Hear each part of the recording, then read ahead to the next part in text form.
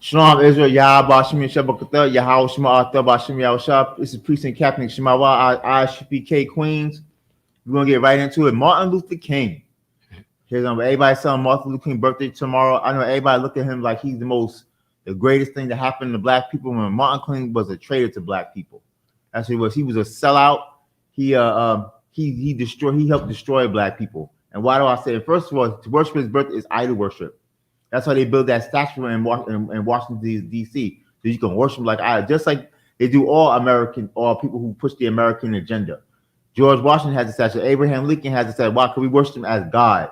And that's what we have done with Martin Luther King, but we should not have done. We should not do that. Because he was not a real leader for black people. He betrayed black people. See, Martin Luther King, he came from a prominent religious family, and his father set him up so that way he could be worshipped one day as a God. That's why we celebrate his birthday every day, to worship him as God. And we're gonna let the scriptures talk. Go to Wisdom of Solomon 14 and 14. You ready, Practice? Come on. Wisdom of Solomon 14 and 14. Hold on one second, sir. Everything okay? Yeah, I'm checking out the sound. The sound not coming through on the broadcast? Testing. Let's see something. Testing. Oh, all right. There we go. You can hear the sound? They can hear us? Yeah, Oh, that's why. We got the sound. You got the sound? Testing. We can hear? Yeah, I got it. All right, perfect. Read Wisdom of Solomon 14 and 14 if you could, Baba Kishar. Come on. What's that out right there? Wisdom of Solomon, chapter 14, verse 14. Let me see here. Okay. For by the vain glory of men, they enter into the world. By the vain glory of men. What does vain mean? It means pointless, and that's useless, that's worthless. By vain glory of men. That's why Martin Luther King was brought into the world. That's what his father did. Read on. And therefore shall they come shortly to an end. And therefore they shall shortly come to. When did Martin Luther King die? In his 30s? He was 30-something years old. That's young to die. That got shot in a hotel balcony. That's right. That's why he came, because he was worshipped as God. We put him up on a pedestal to say this is the man we should follow. And really, he destroyed black people. Read on. Come on. Verse 15. For a father afflicted with untimely mourning, when he have made an image of his child, soon taken away. They put an untimely mourning, so that's untimely for your child to die. You know that. People say this: children are supposed to bury their parents, not the other way around. But he had an untimely. Why? Because his father set him up to be this image to be worshipped, and really all he did love was white women. That was the integration movement it was all about. That's what it was all about. So big, prominent black people, they can love white women, have sex with white women, and being part of white society. It has nothing to do with uplifting black people. We got to join hand in hand, all that. Nah, it's so Martin Luther King can get away with sleeping with white whores and having orgies and things like that. Because after Martin Luther King going, and we had the Civil Rights Amendment, all these celebrities and actors, all of a sudden these musicians, all of a sudden they got white women, white men, and all that. Go ahead. So, like if I may, the biggest minority that I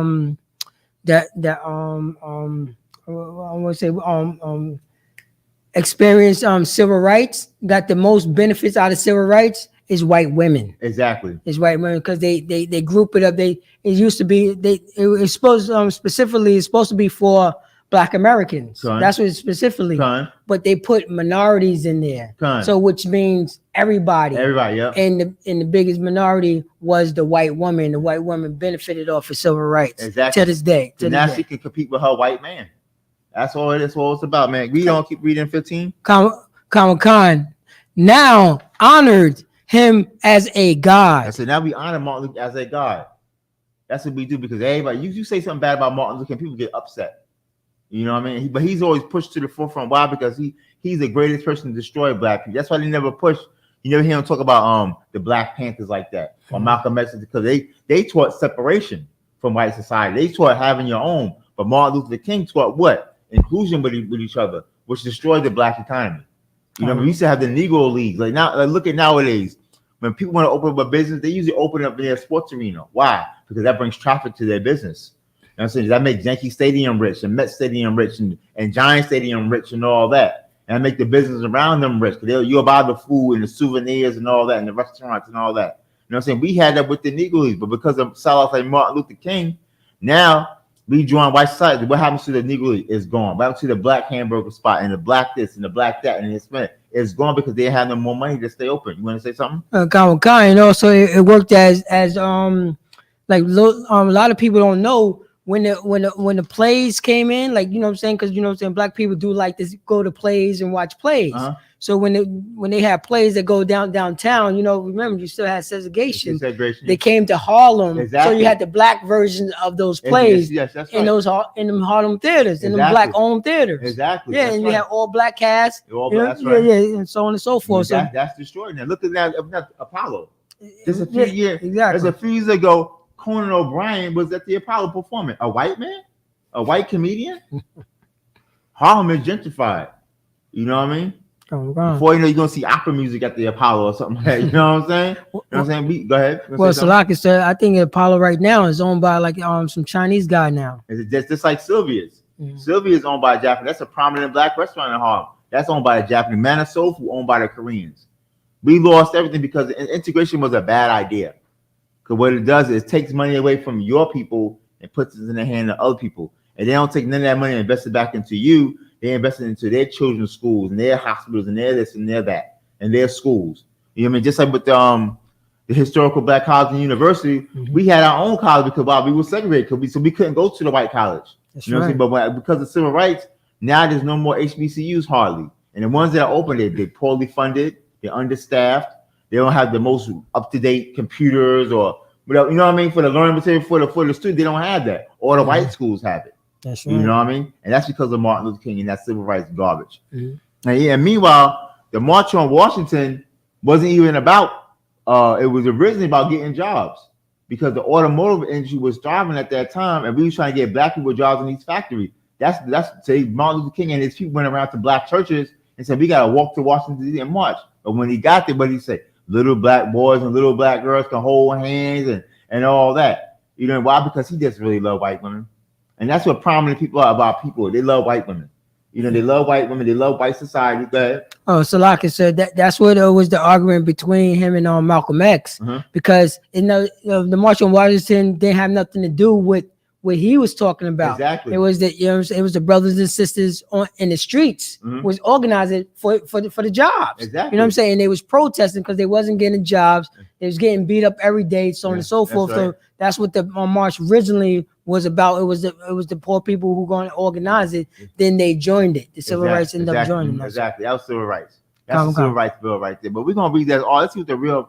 Put the article up that I asked you to read. Let me see here. Let me see. This is I think one of them is YouTube. Exactly. Here we go. Right here. There you go. Let me put this up. This is an article I found on internet by Ty Nahisi Coates. All right. And we're gonna see what the FBI found out about Martin Luther King. All right. Moreover, please stop the M.L.K. worship. That's right. We worship like he's a god. We know it. Khan. I love Martin Luther King. He is a personal hero to me. But we need to get real with you need to get real when we talk about him.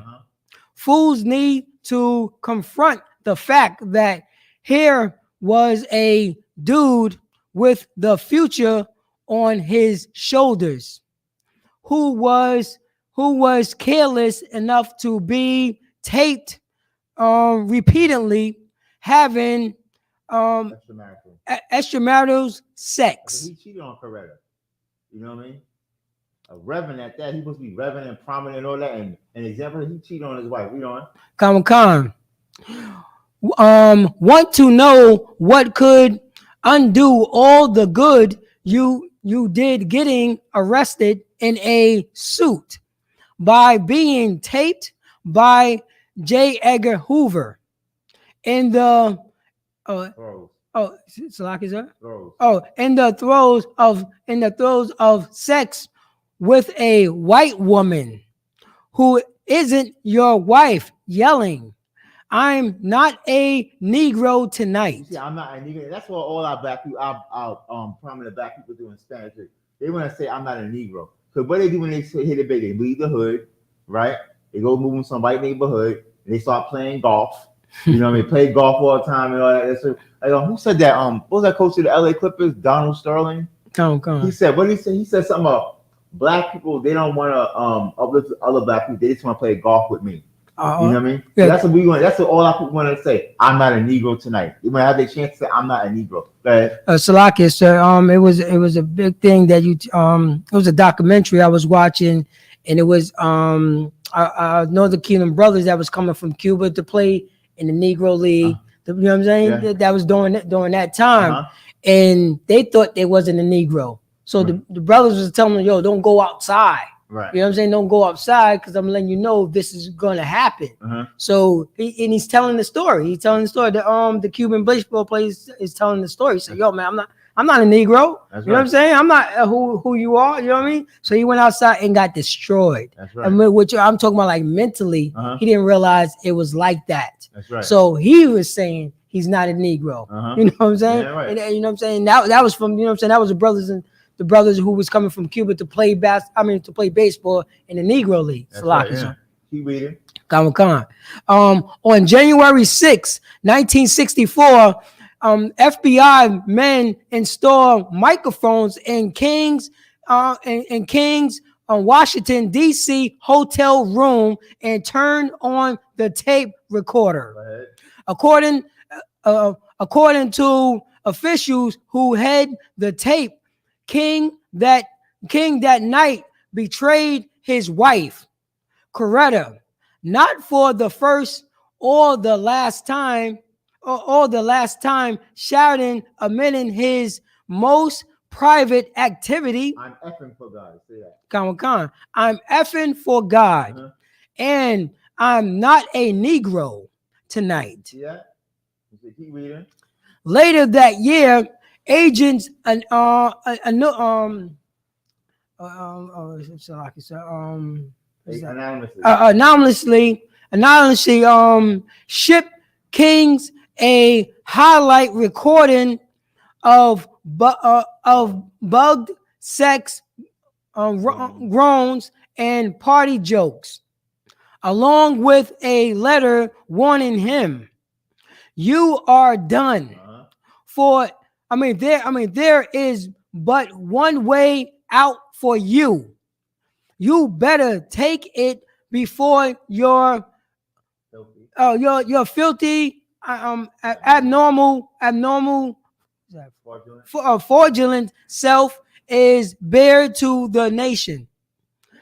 They called it the suicide package. That's how Martin Luther King. That's why people say Martin Luther King prophesied his own day, because when he did that speech, I have a dream. I might not make it there with you. I have a dream. But I might make it. My eyes seen the glory of the coming of the Lord. And he knew that the FBI had him on tape, having orgies, having sex with white men, cheating on Coretta. I'm not a Negro tonight. I'm effing for God. He knew that was okay. He knew he gonna have to stop speaking. You know what I mean? Or they're gonna put that out. But it came out every day thanks to the Most High King. So we really know who Martin Luther King. That's your Martin Luther King. That's your hero. That's your hero, right? That's the God you worship. That's the God you praise. And people have pictures of him up in my father has it in our house. He has Kennedy, John F. Kennedy, Robert F. Kennedy, Martin Luther King, and Barack Obama. He has those up, and he has some like heroes or some pictures. He has that up. But really, that's the real Martin Luther King, having sex with white women. You know, he don't really care about black people. He's a traitor to black people. He destroys with the civil rights movement.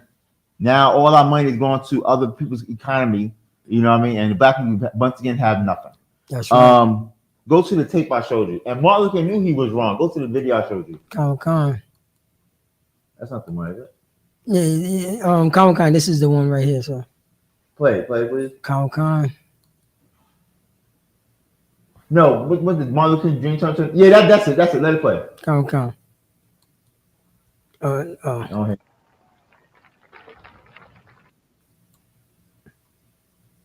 I have a dream.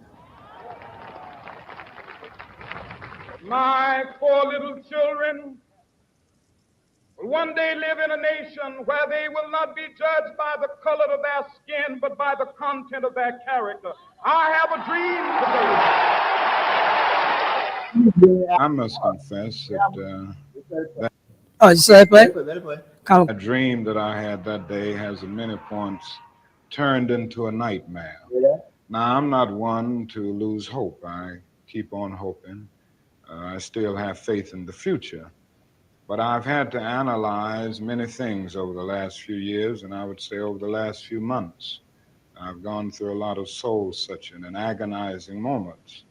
And I've come to see that we have many more difficult days ahead, and some of the old optimism was a little superficial, and now it must be tempered with a solid realism. And I think the realistic fact is that we still have a long, long way to go, and that we are involved in a war on Asian soil, which, if not checked and stopped, can poison the very soul of our nation. I'm not going to say that all of our problems will be solved if the war in Vietnam is ended, but I do.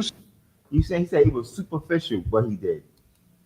He was superficial. He knew he made a mistake. He realized that day when he got to Mars that he made a mistake. Yeah. He made a mistake because that I have been made turn to a nightmare for Black people. You know, we lost that. We used to have Harlem, Rosewood, Tulsa, but we're going to precipitate North Carolina. We had that. We had Chicago. We had many cities, but we were thriving during the Great Depression, I might add. When white people jumping out of buildings, jumping out and blowing their brains out, Black people doing just fine. And because of songs like Martin Luther King, you know what I mean? I Have a Dream and Little Black Boy and all that. And he was put up as the poster child for Black people. We are destroyed. And that's Shimon. Now we can get some scriptures. Go to Jeremiah 2:33. Come. Jeremiah chapter 2, verse 33. Mm-hmm.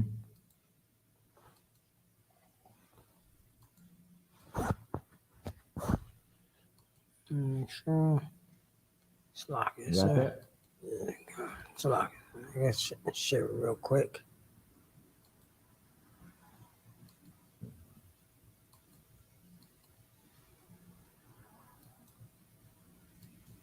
All right, there we go. Jeremiah chapter 2, verse 33. Right. Oh, it's already up. Why trimmest thou thy way to seek love? Why are you trimming your ways to seek love, man? That's the Martin Luther King word, trimming our ways. Putting on that suit, shaving off your beard, getting liners, getting edge-ups. You know what I mean? Kicking the Black man out the house, all of that. To seek, we should have to seek love. No matter how much we do that, you know what I mean? We never gonna be loved by our oppressor ever. Right. And it says that in Jeremiah. Go to Jeremiah 4:30. Come. You want 4:30, sir? 4 verse 30, yes. Oh, come. Jeremiah chapter 4, verse 30.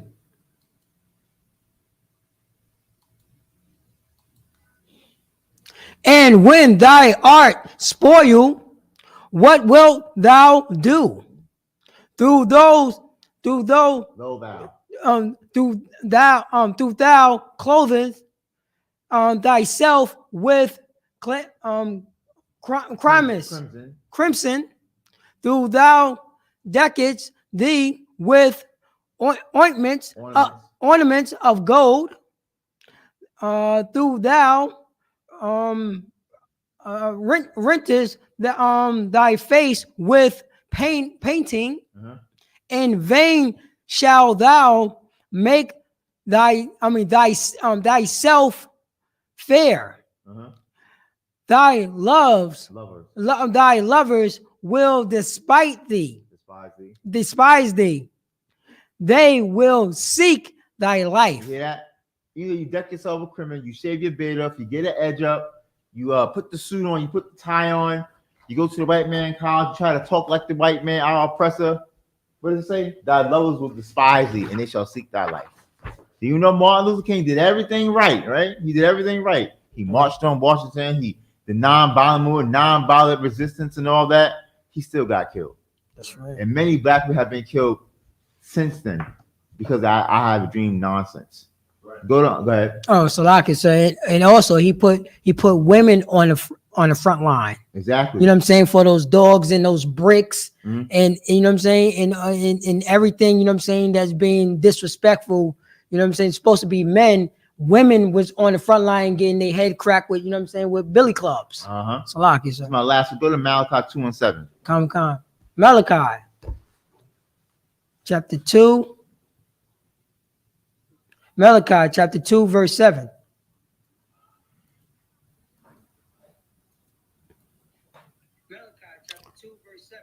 For the priest's lips shall keep knowledge, and they should seek the Lord at his mouth. For he is the messenger of the Lord of hosts. You see that? The priest, right? Martin Luther, he should have kept the law at his mouth. That's what he should have did. He should have went down and marched and said, hey, black people, we got to separate from our oppressor. We got to stop eating the pork, stop celebrating the Christmas, stop the tattooing, stop the adultery, the fornication, stop it all. Stop all that and separate from this devil. That's what he should have said. And saying, I have a dream, and saying, little black boys, little bit kind of call hold hands. Because like how we just read earlier, they shall seek their life no matter what we try to do. Right. Now I got one announcement.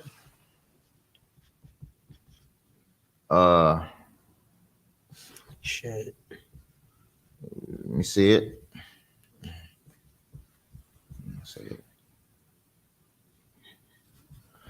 Okay, the Lord's 54th annual Passover, hosted by the ISPK under Command John Yohana, will be held in Raleigh, North Carolina, April 1st at 5 p.m. Eastern Time. The Passover fee is $200 per adult over the age of 17 and should be paid via ISPK.com. That's my time. I hope y'all was edified. Don't celebrate Martin Luther King tomorrow. Don't do nothing special. It's a day of work for me. I'm happy about that. I can stay home and sleep. You know what I mean? That's about it. But I ain't gonna go out there and preach on Martin Luther King. Go ahead. You want to say something? Oh, so like, so I could show the our promo for the Passover. Sure, so. That's what we get out of here. Come. All right, we're gonna do it right now. So.